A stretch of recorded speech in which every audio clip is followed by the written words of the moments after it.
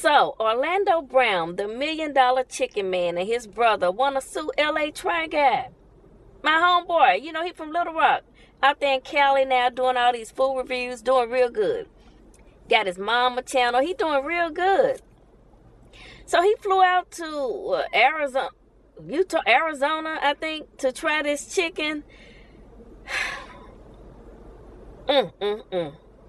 And he didn't go in there. See, they knew he was coming. So he sent someone in there. You guys will see the video to get the chicken. Because, you know, if they know you coming, they're going to make sure they do it really, really well. Oh, no. That's not how he do it. He don't let you know he coming. And, honey, y'all see the chicken? Y'all see them wings and things hanging off of them? Feathers. Don't get mad. You can't sue him because your chicken wasn't shiggity. You got Snow Bunny in there frying the chicken and it just wasn't good.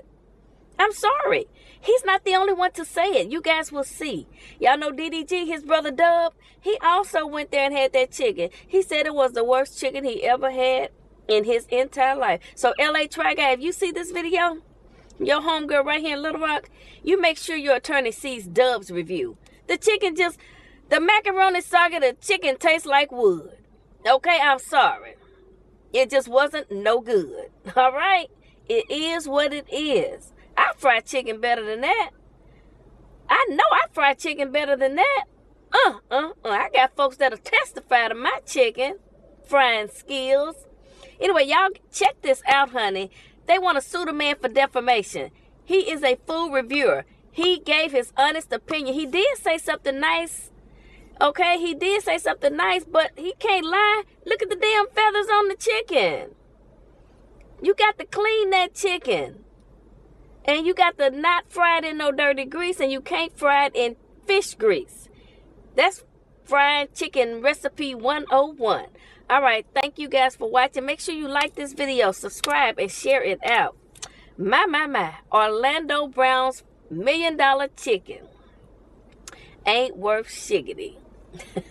Apparently, I'm being sued by Orlando Brown and his brother. I definitely did not have this on my docket for 2026, man. I actually flew to Arizona this past weekend to do a video reviewing the food at Orlando Brown's $1 million chicken. And just so I wouldn't get any special treatment being an influencer, I paid a stranger outside to go in and place my order for me. They brought me the chicken. The chicken had feathers all over it, little pieces of hair and stuff. The chicken was tough. I couldn't even break it apart, man. God, it ain't coming apart. I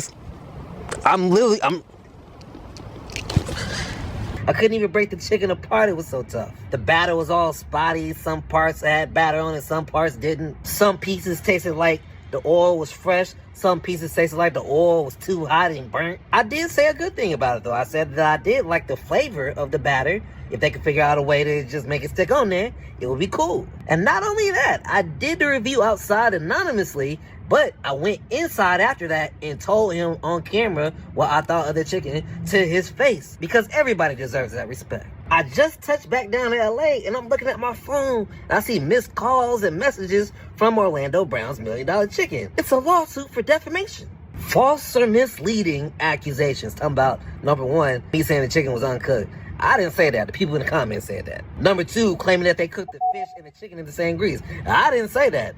One of the customers outside in the video said that. Number three, recording secret content and posting without permission. Look, man, I'm a food reviewer.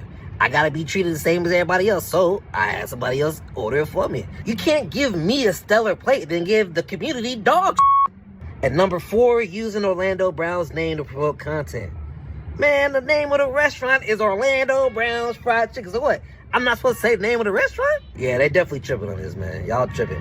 I'm sorry that the chicken wasn't up to par, but hey, it is what it is. Y'all go watch the video on my YouTube channel and let me know if I said something wrong. Being a food critic and a content creator is way more important than people think, because the public really trusts your opinion. When you post a review, you're not just trying food, you're guiding decisions. You're influencing where families spend their hard-earned money, where couples go on date night, where people take their kids, and where tourists go when they're in town trying to experience the city. And because people trust you, You have to move with integrity. You can't alter the truth. You can't mislead people into believing something is good when it's really not, just because you want to stay cool with a restaurant, just because you don't want to hurt somebody's feelings, or just because the owner is somebody in the industry. Because the moment you start playing with your audience's trust, that's when you lose credibility. And once your credibility is gone, everything else you built starts crumbling right behind it. A food critic isn't just somebody who says this is fire or this is nasty. A real food critic is a filter between the community and the businesses trying to sell them something. Your platform becomes a form of protection. It's like a consumer report for the people, but in real time. You're letting the public know what's worth it and what's not worth it. And that matters, because in today's world, everything is marketed like it's the best thing ever. Every restaurant got the best wings. Every spot got the best seafood. Every lounge got fine dining. Every plate is chef-inspired. Every drink is premium. Every dessert is homemade. But the truth is, marketing is easy. Anybody can make something look good online. Anybody can put some lights on, get a nice camera angle, throw some music on it, and make a weak plate look like it belongs in a 5-star restaurant. But your job as a food reviewer is to cut through all that. You're supposed to tell the truth behind the presentation. Because what happens when a place is advertising that they have the best fine dining, the best experience, the best quality, and people show up and realize that was a lie? Now they're sitting there paying top dollar for mid-food. They're paying for vibes that don't exist. They're paying for a name and getting a headache in return. They're paying for luxury and getting cafeteria energy. And at that point, the customer doesn't just feel disappointed, they feel played. And when people feel played, they don't just blame the restaurant. They blame the person who told them to go. That's why food critics are important. Because you're not just reviewing food, you're saving people money, time, and frustration. You're preventing somebody from wasting their entire night. You're preventing somebody from spending $150 to $300 on a dinner that wasn't even worth $40. You're preventing somebody from bringing their family somewhere, only to sit there embarrassed because the food is nasty and the service is slow. You're preventing somebody from celebrating a birthday, an anniversary, or a special moment, and the whole vibe gets ruined because the restaurant didn't deliver what they promised. Food reviews literally save consumers thousands of dollars over time. Because think about it like this. People don't just go out to eat once. People are trying different places every weekend. People are exploring. People are traveling. People are supporting businesses. And if they keep getting misled, they keep losing money. That adds up fast. So when a reviewer is honest, they're helping the public make smarter choices. They're giving the community the cheat code. Go here, it's worth it. Or don't go there, it's not what they make it seem. And this is where the responsibility comes in. Because when you're a food critic, you have power. You have influence. The same way you can help a restaurant blow up, you can also expose when a restaurant is faking the funk. And some people don't like that part. Some people only want the positive reviews. They only want the love. They only want the hype. But the truth is, if you only post good review, you're not really a critic. You're a promoter. And there's a big difference. A promoter is paid to make everything look good. A critic is trusted to tell the truth. And the public can tell the difference. The public isn't slow. They peep patterns. They notice when every single thing you touch is 10 out of 10. They notice when you never critique anything. They notice when you hype everything up and then they go try it and it's trash. That's when they stop listening. That's when they stop tapping in. That's when they stop believing you. Because you're not just reviewing food anymore. You're selling a dream that doesn't match reality. And that's dangerous. Because food content isn't just entertainment. It's consumer guidance. People really plan their lives around recommendations. Some people don't have money to waste like that. Some people are living check to check. Some people are budgeting. Some people are saving. So when they choose to spend money on food, it's supposed to be a treat. It's supposed to be something enjoyable. And if they take your word for it and you steer them wrong, now you're part of the problem. That's why honesty is non-negotiable. And it doesn't mean you have to be disrespectful. It doesn't mean you have to tear businesses down. It doesn't mean you have to embarrass anybody.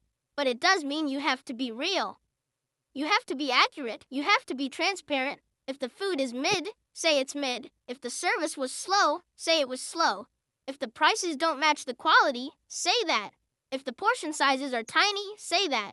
If the food looks good but tastes like nothing, say that too, because the people deserve the truth.